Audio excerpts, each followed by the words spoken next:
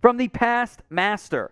Tom, do you think Danielle Hunter and Za'Darius Smith will be enough to get pressure on the QB, or should the Vikings look at signing one or two rotational guys? I think they're fine. I think those two guys as your starters, it's an awesome grouping. And Minnesota, by the way, also added other options at edge over the years, right? They've added Patrick Jones, DJ Wonnum, Janarius Robinson, Kenny Willekes, some UDFAs, and Zach McLeod and Luigi Villain, all in recent years or this past year. I think they're fine at edge rusher. If you want to find another disruptive three technique, sure. DT who can rush passer, that'd be ideal. Tough to find those guys. I think that pass rush unit, though, in Minnesota is fine as long as Hunter is healthy. From Drewski, what can the Patriots get for N'Keal Harry? A bag of salt and vinegar potato chips. It's kind of about it. No one wants N'Keal Harry. And the reasoning is pretty straightforward. He's bad. These are the career stats. Great job getting this up there, producer Jeff. Career stats for N'Keal Harry. 57 grabs, under 600 yards, and 4 touchdowns. If I covered up the games played and said, these are N'Keal Harry's stats, you would have gone, not the best first season for a first-round pick, but enough promise there. Not just his first season. That's his career. Can't get open. Can't get on the field for a team that has desperately wanted receiver help for years now. That's the sign of a bust. I'm sorry. Now, if he gets cut, somebody will gamble on him. I mean, shit, Laquan Treadwell got chances to play this year, right? 8 teams that I think at some level are still in the market for receiver help. The Bears, they're signing all of the cast-offs. Makes sense. The Browns, if you want to go with a sleeper team there. The Colts, Falcons, even after the Bryan Edwards trade, could still use some more help. Green Bay, their number one is Allen Lazard. It's not pretty. The Ravens are still in the market, I would argue, for another receiver, unless you really believe in James Prochet, Tylan Wallace, which, maybe not yet.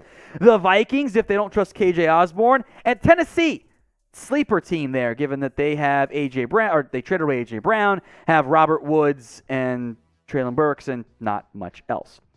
So when it comes to N'Keal Harry, is he worth trading for? Type in T for trade. He's worth adding to your roster. Or type in P for pass. Is N'Keal Harry worth adding if you ran an NFL team? Sound off for me in the comments section. From Ricky Slicks, JC Tretter to Miami. Will keeps talking about JC to Miami. Yeah, I know he does. Makes sense. Tretter's in a weird spot where he should have been signed already. And in years past, when we've seen older offensive linemen remain unsigned, they often don't get signed. Remember Russell Okung, starter, unsigned still. It's weird, right? I think there are some injury concerns, and I think him being the NFL union head for the players is not helping his cases. With that said, 6 teams should go sign him.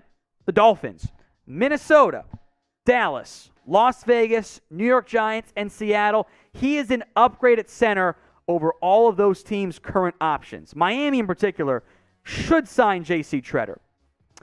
I unfortunately am unconvinced he's going to, even though he should sign with an NFL team. He's still a good player. Do you think he will end up signing that JC Tretter? That is. Type in Y for yes or type in N for no.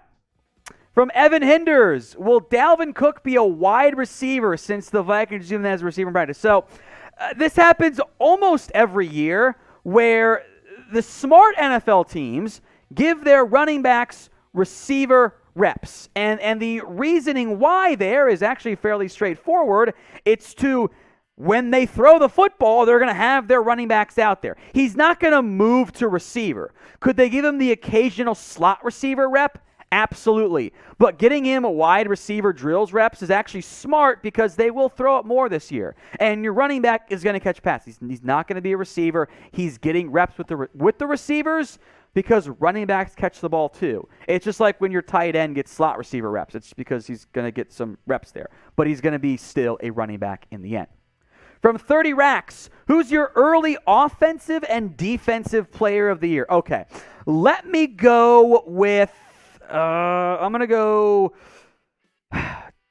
Drake London for the Atlanta Falcons because it's him and Kyle Pitts catching passes. Oh, I read that as Rookie of the Year. Sorry. Jeff's face is like, oh my, what are you talking? Offensive and defensive. Okay, not rookies. My bad. Offensive Player of the Year. It's not going to go back. Josh Allen. Give me Josh Allen. Runner-up, Justin Herbert.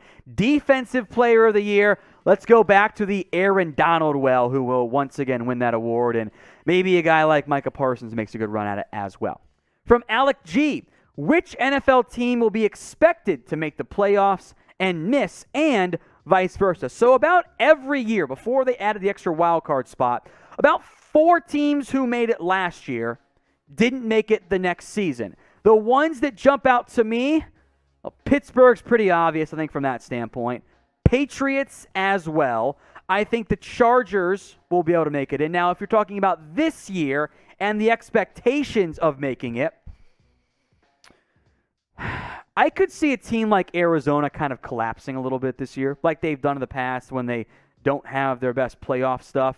The surprise team, and I don't know if they're there yet, but the shocking team could be someone like the Jets. They take a massive step forward and wow everybody. I think it'd be more likely a surprise NFC team ends up emerging. The Saints might count in that category, but I feel like people think they're good enough still. It's a great question, Alex. We might do a full video on that in the future. Now, we have daily NFL shows and NBA coverage as well here at Chat Sports. If you want that all for free, it's pretty easy to get. All you have to do is hit that big red button and subscribe for free NFL videos and NBA and even some college football stuff here as well. YouTube.com/ChatSportsTV. From Smokey McKenzie, who said he recently subbed. Thank you, Smokey.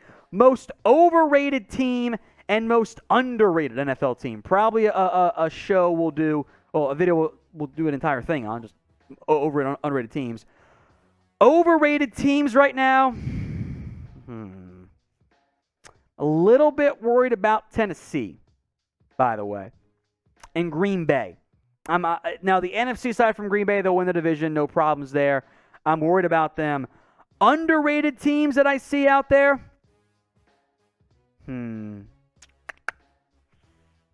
Ravens. They went 9-8 because of injuries last year. I think the Ravens are going to be a very real playoff threat this year, and I think Pittsburgh and the Raiders are a bit overrated as well. Tom, look into your crystal ball. Who wins the Super Bowl? Not going to go Brady. Give me the Bills. Give me Josh Allen, Buffalo, Bills Mafia gets a Super Bowl ring for the first time. That'd be pretty fun on that standpoint. If you're watching on demand as opposed to live, you might be like, well, shucks, Tom, I can't get my questions answered on the mailbag. I'm not able to watch live. Good news. YouTube is trying to help you out here. They have added Super Thanks, and this allows you to donate outside of live videos. Before this, you could only Super Chat on live, nothing on demand to donate. What you do is click the little thanks icon, that third row. It's the heart with the $ in the middle. You can pick your amount and edit your message so that if you're watching this, instead of on Wednesdays live, on a Friday or a Saturday or a Sunday or whatever, you can still donate. We'll get a notification. We can add it to a future show for you. We appreciate your support here at Chat Sports. It's possible thanks to you guys. Any super thanks, even if there's no question, we'll get you a shout out on a future show. From KD, guess for comeback player of the year. I'm going to go with Derrick Henry. I think that's a pretty safe bet from that standpoint. Jameis Winston will be in the conversation as well. Deshaun Watson should be. I wonder if the voters will say no matter what to Deshaun. Beyond that, Christian McCaffrey is probably maybe a bit more under the radar than you expect. Bet looking at the odds here, he's tied for 5th. And I'll throw Michael Thomas in that conversation as well. Super chat again from Taylor Holland. NFL underdog for AFC and NFC Rookie of the Year. Alec Pierce on both sides of the ball. Okay, so there's a long, in-depth question here. We'll throw in AFC underdog for Rookie of the Year for Alec Pierce. That's fine with me. Beyond that, and I guess I got to do defense too. That's fine. NFC underdog for Rookie of the Year. How about Kenneth Walker?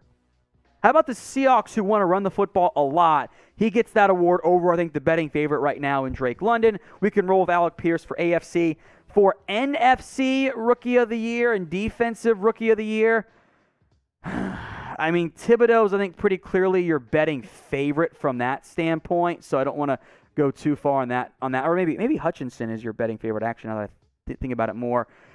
So I'm not going to go Thibodeau. I just want to make sure I want to go beyond the normal route there. Stingley's too obvious. Is Kyle Hamilton cheating, Jeremy? Is that cheating for me? Because that's my guy. That's cheating? Okay, I got to go deeper. Okay, Trent McDuffie in the AFC, because I'm a big fan of his game. In the NFC defense, how about Andrew Booth of the Vikings? I think Booth could play a big-time role for Minnesota.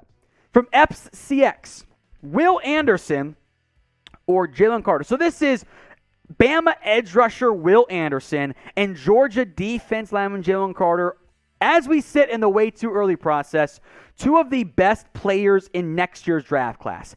No wrong answer. Carter's going to be a stud, so is Anderson. But had both guys been draft eligible, I think Anderson would have been the first player taken in this year's class, and Carter might have been number 2, to be honest. Anderson is a stud. I think he is the best player in all of college football, and I thought he was that last year as well.